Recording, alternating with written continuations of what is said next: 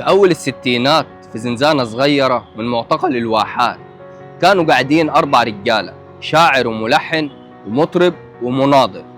الشاعر كان فؤاد حداد، مسك قلم وكتب كلمات كلها وجع وأمل. الليلة يا سمرة يا سمرة الليلة يا سمرة. الكلمات دي لحنها في نفس اللحظة الخال أحمد منيب، الملحن النوبي اللي كان بيحول الإحساس لمزيكا، وغناها بصوت دافي مليان صدق محمد حمام، المطرب اللي كان بيغني للطلاب والجيل كامل بيحلم بالحرية.